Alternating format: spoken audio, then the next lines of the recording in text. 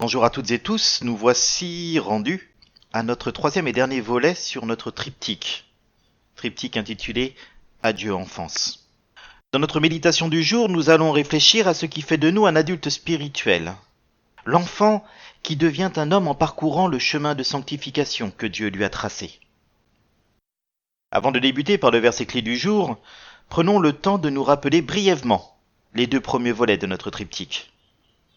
Sur le premier volet, nous avions mis en avant les mécanismes qui amenaient l'enfant à devenir adulte.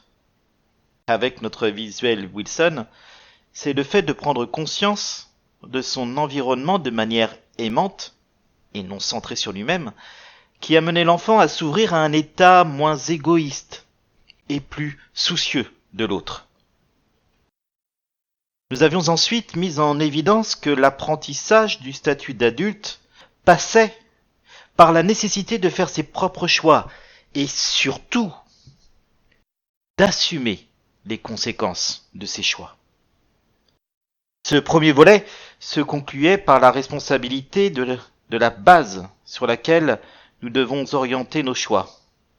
Soit faire nos choix par notre propre réflexion et notre propre jugement, soit faire nos choix sur les principes de Dieu. Le deuxième volet de notre triptyque s'est ainsi penché sur ce qui faisait de nous un enfant de Dieu. 4 points en formaient le fondement. Premièrement, nous faisons le choix de suivre les commandements de Dieu en sachant que nous ne pouvons compter que sur sa grâce pour les mettre en pratique. Oui, par nous-mêmes, nous sommes incapables.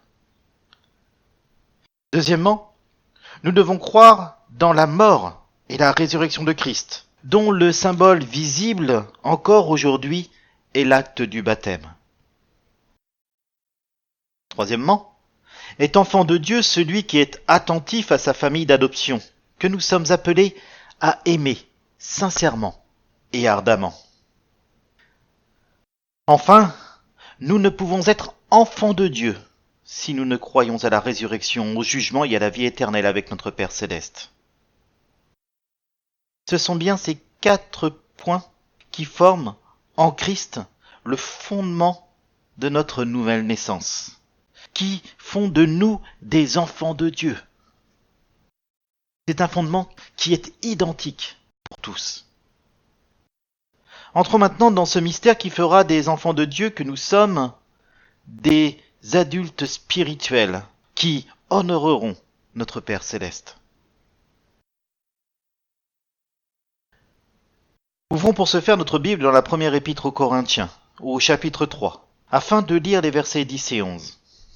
1 Corinthiens chapitre 3, versets 10 et 11. Conformément à la mission que Dieu dans sa grâce m'a confiée, j'ai posé chez vous le fondement comme un sage architecte. À présent, quelqu'un d'autre bâtit sur ce fondement. Seulement, que chacun prenne garde à la manière dont il bâtit. Pour ce qui est du fondement, nul ne peut en poser un autre que celui qui est déjà en place, c'est-à-dire Jésus-Christ. Amen. Par ce médaillon est présentée l'image que nous pouvons nous faire de ce passage. Christ en est l'eau vive, le rocher de notre salut, dont le fondement, unique à chaque croyant, est ici symbolisé par ce trait, cette chape.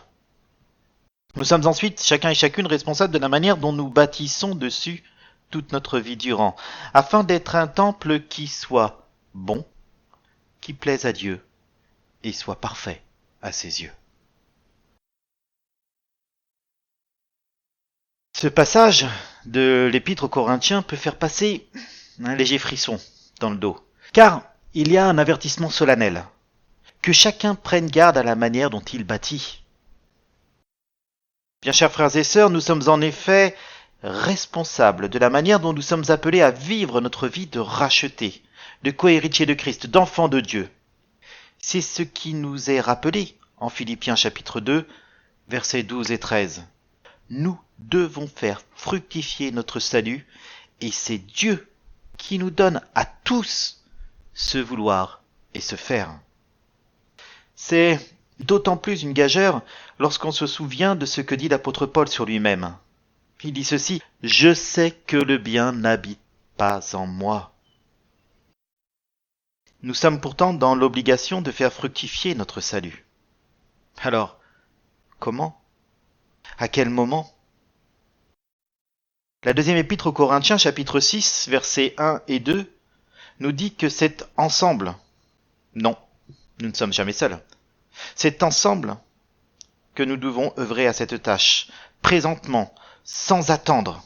Car, il nous est dit ceci, c'est aujourd'hui le jour de notre salut. Mais alors, comment marcher sur ce chemin de sanctification que nous sommes appelés à parcourir toute notre vie durant? C'est l'apôtre Pierre qui nous donne justement cet ordre de marche dans sa première épître au travers des 6 impératifs allant du chapitre 1er verset 13 au chapitre 2 verset 8. 5 impératifs présents et un impératif aoriste nous indiquent la voie. Sous la grâce de la conduite du Saint-Esprit, nous devons espérer, être saints, révérer Dieu, aimer, désirer la parole, le tout en se bâtissant en tant que maison spirituelle. Alors, voilà, une présentation succincte. Mais maintenant, entrons un peu dans les détails pour mieux appréhender ces impératifs, ces ordres auxquels nous devons répondre. Le premier impératif est justement celui d'espérer, plus précisément d'espérer dans le salut qui nous a été accordé. 1 Pierre, chapitre 1, verset 13. C'est pourquoi tenez votre esprit en éveil et faites preuve de modération. Mettez toute espérance dans la grâce qui vous sera accordée le jour où Jésus-Christ apparaîtra. Un jour, un camarade m'a dit que le meilleur moyen d'aller droit lorsqu'on tondait une pelouse était de ne surtout pas regarder ses pieds, mais bien de fixer notre regard vers le but à atteindre. Ici, l'apôtre Pierre ne dit pas autre chose pour marcher sur le chemin de sanctification.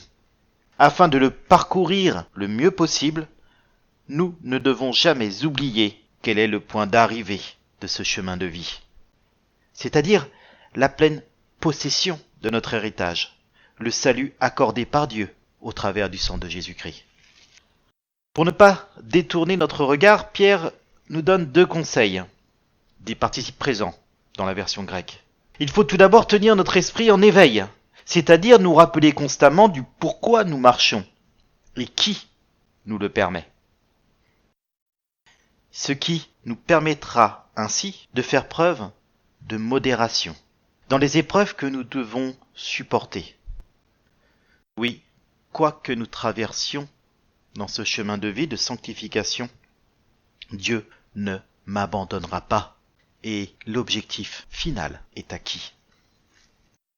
Notre deuxième impératif est celui d'être saint. Oui, vous avez bien entendu, soyez saints. Comme des enfants obéissants, ne vous laissez plus diriger par les passions qui gouvernaient autrefois au temps de votre ignorance. Au contraire, tout comme celui qui vous a appelé est saint, soyez saints dans tout votre comportement. Car voici ce que Dieu dit dans l'Écriture, soyez saints, car je suis saint. Alors, rassurons-nous, ce n'est pas un impératif d'État ici. Saints, nous le sommes dès à présent, par la grâce qui nous a été accordée. C'est ici un impératif de mise en œuvre, une mise en action. Le résultat acquis, c'est-à-dire cette sainteté accordée par le sang de Christ, ce résultat acquis ne doit pas nous faire croire qu'il faut rester dans notre nature pécheresse. Ce serait la meilleure preuve de notre incompréhension de la grâce de Dieu pour nous. C'est justement cette grâce qui nous permet de rechercher la sainteté dans ce que nous sommes. Là encore, 2 participes présents nous aident à mettre en œuvre cet impératif. Nous pouvons être saints en obéissant à la parole de Dieu et en rejetant toutes les convoitises du monde.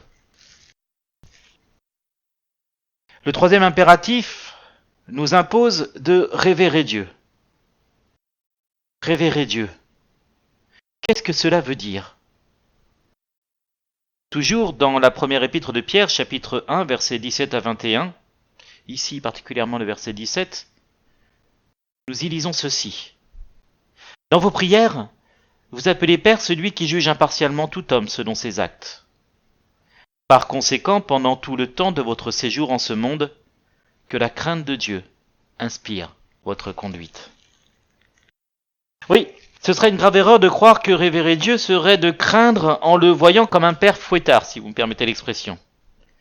L'amour parfait bannit la crainte. Et les enfants de Dieu savent qu'ils les aiment et qu'ils ne sont plus sous la condamnation. Cependant, cela n'enlève en rien qui il est et le respect qui lui est dû. Car oublier cela, c'est tout simplement dévaloriser le prix qui a été versé pour notre rançon. Ainsi, pour nous aider à révérer Dieu, l'apôtre Pierre nous rappelle que Dieu juge tout homme selon ses actes et que nous ne devons jamais oublier que nous avons été rachetés d'un grand prix. Vient ensuite notre quatrième impératif, celui d'aimer. Aimer ses frères et sœurs en Christ. Par votre obéissance à la vérité, vous avez purifié votre être afin d'aimer sincèrement vos frères et sœurs. Aimez-vous donc ardemment les uns les autres de tout votre cœur. Plusieurs passages de la Bible nous rappellent que nous ne pouvons aimer Dieu si nous n'aimons pas nos frères et sœurs en Christ. Oui, nous nous mentons alors à nous-mêmes. Aimer, sauf certaines exceptions notables qui sont indiquées dans la parole de Dieu, aimer ce n'est pas mettre de la distance entre les frères et sœurs, ce n'est pas simplement dire bonjour, vous savez, salut de loin. Voir, allez, faire la bise, puis ensuite s'esquiver au plus vite. Aimer Dieu, c'est aimer ses frères et sœurs. Pardon, disons plutôt ceci. Aimer ses frères et sœurs en Christ est le signe visible de l'amour que nous portons à Dieu. Et c'est pour cela que l'apôtre Pierre rajoute ces deux précisions quant à la manière d'aimer. Nous devons aimer sincèrement nos frères et sœurs en Christ, et nous devons aimer ardemment nos frères et sœurs en Christ. Oui, ces frères et sœurs en Christ, ces enfants de Dieu, co-héritiers au même titre que nous de son royaume. Nous arrivons maintenant à notre cinquième impératif. Désirer la parole. Désirer le lait pur de la parole. Et c'est notre dernier impératif présent. Rejetez donc toutes les formes de méchanceté et de ruse, d'hypocrisie, la jalousie et toute médisance comme des enfants nouveau-nés. Désirez ardemment le lait pur de la parole, afin qu'il vous fasse grandir en vue du salut, puisque vous avez goûté combien le Seigneur est bon. Une conclusion somme toute logique des impératifs présents donnés par l'apôtre Pierre. En effet, notre capacité à comprendre les précédents impératifs vient obligatoirement de la vérité contenue dans la Bible. Par cet impératif, nous sommes invités à constamment étudier celle-ci, par la lecture, mais aussi par le partage. Pour en tirer tout le bénéfice, nous devons tout d'abord rejeter notre vieille nature pécheresse, celle qui a cette désagréable habitude de remettre en cause, de tourner à son avantage les paroles de la sagesse divine. Deuxièmement, il est rappelé que lire, connaître cette parole n'est pas suffisant pour s'en nourrir. Il faut aussi la mettre en pratique dans notre vie.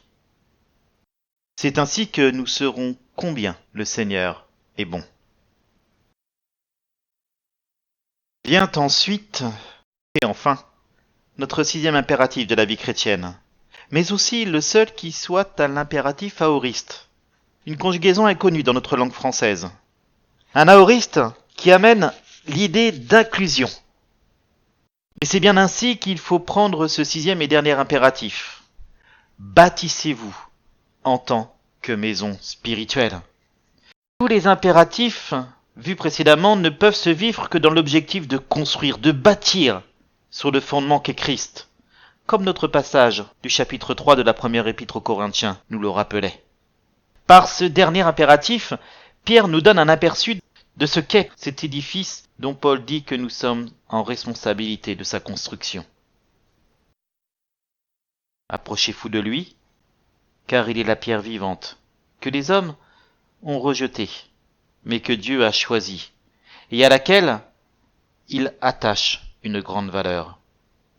Et vous aussi, comme des pierres vivantes, vous qui formez un temple spirituel, édifiez-vous pour constituer une sainte communauté de prêtres, chargés de lui offrir des sacrifices spirituels qu'il pourra accepter favorablement par Jésus-Christ. Comment bâtir ce temple ? Comment être sûr que nous sommes sur le chemin de sanctification ? Pour nous, Pierre joint 2 conseils à nouveau avec ce 6e impératif. Il nous rappelle tout d'abord que nous sommes des prêtres de Dieu et que nous devons donc nous comporter comme tels. Et nous retrouvons ici l'idée du sacerdoce universel. Et le 2e conseil que Pierre nous donne, c'est tout simplement de porter du fruit en abondance. Oui, on reconnaît un bon arbre aux fruits qu'il porte.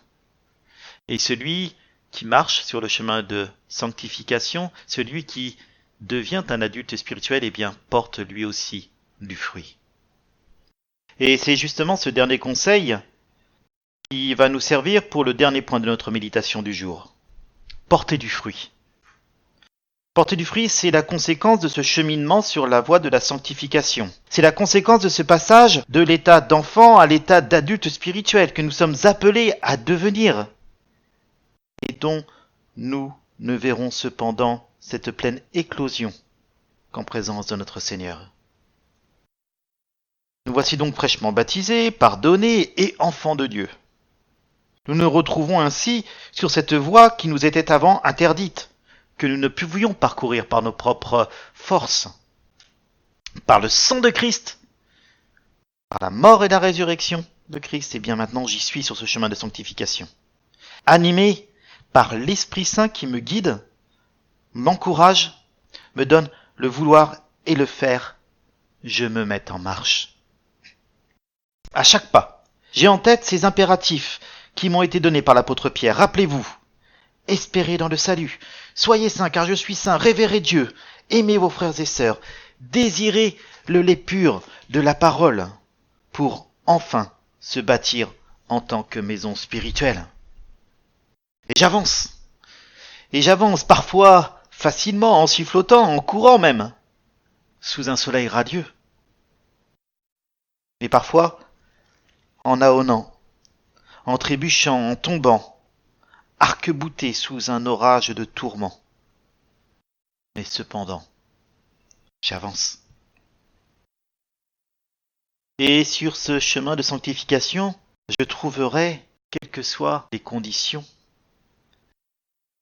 je trouverai assurément les bénédictions que Dieu m'a réservées d'avance. Des bénédictions qui prendront une forme qui est propre à chacun, mais qui sur le fond sont les mêmes pour tous. Nous trouverons ainsi sur ce chemin de sanctification, sur ce chemin qui nous mène à l'état d'adulte spirituel, nous trouverons ainsi la joie, la paix, la patience, l'amabilité, la bonté, la fidélité, la douceur, la tempérance. Bref, tout ce qui fait que je pourrais saisir et vivre pleinement l'amour que Dieu a pour moi et chacun des membres de son peuple. Et pour ceux qui aimeraient voir Dieu, voir Christ, nous vous laissons avec les versets 1 et puis versets 6 et 7 du chapitre 14 de l'évangile de Jean. Je trouve que ça va très bien avec ce chemin de sanctification. Jésus dit que votre cœur ne se trouble pas. Ayez foi en Dieu.